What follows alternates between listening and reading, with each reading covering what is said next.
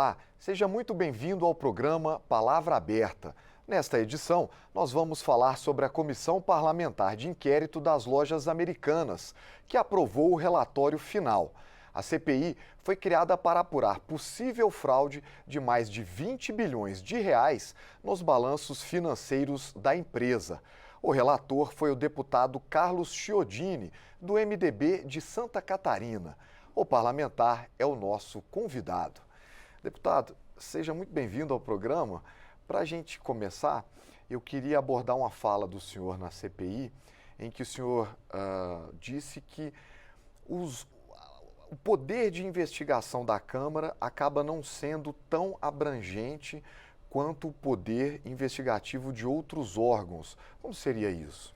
Bem, eu me refiro ao tema específico, né? Algumas CPIs são mais abertas, tinham CPIs que acabaram ocorrendo no mesmo prazo que a nossa, né? Por exemplo, a CPI do MST é um tema muito amplo, a CPI das apostas esportivas, são mais de 100 empresas operando nesse mercado. Aqui era especificamente da fraude ocorrida na Americanas S.A., né? Uma empresa decana, quase secular, uma empresa de renome nacional e que acabou incorrendo numa fraude contábil, que não é uma pessoa que faz, são várias pessoas, né? E os instrumentos de investigação, o tempo de investigação, sendo que o inquérito, tanto na PF quanto no Ministério Público Federal, iniciou lá em janeiro, fevereiro, nós iniciamos no final de maio, né, com instrumentos reduzidos e um prazo regimental, né, nós conseguimos juntar várias provas importantes que são agora já enviadas a esses foros competentes para que possam encontrar, de fato, com novos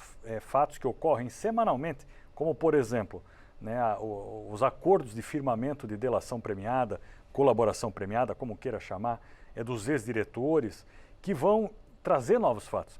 Primeiro porque quem faz colaboração premiada ou delação, como queira chamar, é culpado.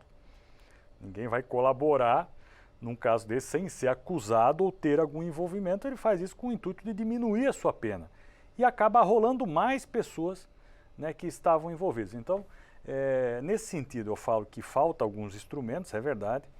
As pessoas que nós chamamos para depor, em vários casos, especificamente esse grupo de ex-diretores, vieram munidos de habeas corpus concedidos pelo Superior Tribunal Federal, né, o que eu não estou contestando a validade do habeas corpus, com a essência de não poder se incriminar, só que acaba nos deixando numa situação muito frágil, né, em termos de perguntas e formulação, ou até numa situação dura de apontar o dedo, né, e dizer que é somente esse culpado, ou somente aquele, ou um grupo de 5 pessoas. Uma fraude de 40 bilhões não faz com 5, com 10 e nem com 50 pessoas. Muita gente teve contato com essa fraude ao longo dos anos, nos vários perfis e estágios profissionais da empresa, investimentos, auditores, contadores, mas não é todos também. Então tem que agora, com essas evidências que virão à tona inevitavelmente, encontrar quem são os verdadeiros culpados. A fraude está comprovada. Falta agora criminalizar o CPF das pessoas que infelizmente geraram um prejuízo bilionário a investidores do boa-fé, a fornecedores, a trabalhadores, a proprietários de imóveis que alugam para as americanas, ao sistema bancário brasileiro, consequentemente ao governo, né, que vai recolher menos impostos devido a esse rombo no sistema financeiro. Então é algo muito complicado, mas que trouxe à tona e ao olhar, ao foco do Congresso Nacional, né, a necessidade de maior regulação nesse mercado de capitais, algo que é muito comum hoje. Há 20 anos atrás a gente via poucas pessoas, né, que investiam em bolsa de valores. Hoje qualquer pessoa em qualquer situação social tem condição de acessar a bolsa de valores pelo seu smartphone, né? Isso trouxe muito investidor, aumentou as empresas listadas, mas o controle desse instrumento ele é pequeno ainda. Então esse foi o grande fruto da CPI, eu vejo, a apresentação de alguns projetos e métodos de controle e a visualização de necessidade de equipar e aparelhar mais órgãos controladores como a CVM. Deputado, o relatório final já foi apresentado, foi aprovado, uma das poucas CPIs que conseguiu aprovar ali dentro do prazo previsto, né? Mas com o encerramento dos trabalhos veio a polêmica de alguns deputados questionando o fato de que ninguém foi indiciado, quer dizer, não houve pedidos de indiciamento por parte da CPI. O senhor, como relator, Por que ocorreu dessa forma? É bom, muito boa a sua pergunta, é bom esclarecer, Marcelo. O placar foi muito majoritário, foram 18 votos pela aprovação e 8 contrários. Esse grupo de 8 deputados, no exercício do seu direito, entendiam que deveriam ser indiciados.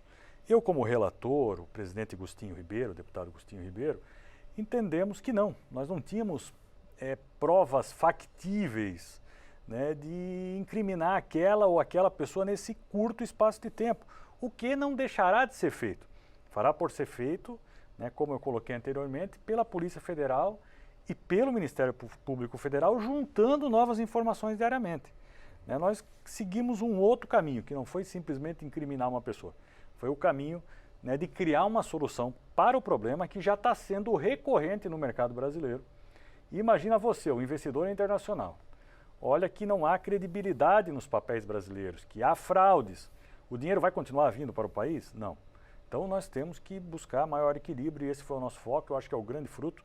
Prova disso que das 3 CPIs instaladas no mesmo dia e que acabaram no mesmo dia, foi a única que conseguiu fazer a aprovação do relatório e analisá-lo.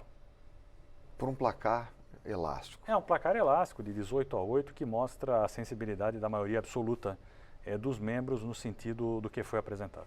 Deputado, outra questão que foi levantada na CPI com relação aos depoimentos prestados. Os chamados acionistas majoritários ou pessoas que detêm a maior parte do controle da empresa não foram convidados, não foram convocados para falar na CPI. Por que ocorreu dessa forma? Não, é que o foco também é evidente por causa do tempo e nada até então envolve diretamente os acionistas.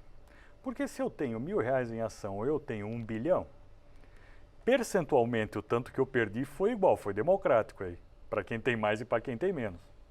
As pessoas às vezes fazem, o próprio acionista tocou fogo dentro do circo que ele estava. Eu não vejo o menor sentido nisso aí, não há ainda evidências nesse sentido nas investigações já anteriormente iniciadas e com maior estrutura investigatória. Né? Então, no que se vê até o momento, até a data da aprovação do relatório, que não há esse envolvimento, porém, houve muito cuidado de não incriminar alguém. Daqui a pouco pode ser que venha uma prova de que há esse envolvimento ou algo que é condizente com essas acusações. Mas não seria eu, né, que iria acusar alguém sem estar ciente das provas, com total conhecimento e tranquilo do que estivesse fazendo. No seu relatório, o senhor também propôs algumas melhorias ou sugestões de melhorias para os órgãos de controle. Fala um pouquinho para a gente. Especificamente a CVM. A CVM tem 400 servidores, enquanto o Banco Central, que é um órgão importantíssimo, também tem mais de 4.000. A CVM está sediada no Rio de Janeiro, está longe do poder, que é Brasília, está longe do mercado, que é São Paulo. Eu acho que ela tem que ser mais estruturada. Ela tem um orçamento, por exemplo, financeiro, que é 1/3 do que foi em 2014. Sendo que nós temos muito mais papéis hoje certificados, empresas listadas. O Brasil tem mais fundos de investimento do que o resto do mundo somado. É um mercado que cresceu absurdamente, é um mercado espetacular e que vai crescer muito no país. Então, nós levantamos a necessidade do governo federal, por meio do Ministério da Fazenda, vamos procurar diretamente o ministro Fernando Haddad, né, para que entenda que o recurso público colocado na CVM, que ele também retorna com a sua arrecadação própria, ele não é uma despesa, e sim um investimento, né, que nos traz fruto e maior segurança para o mercado.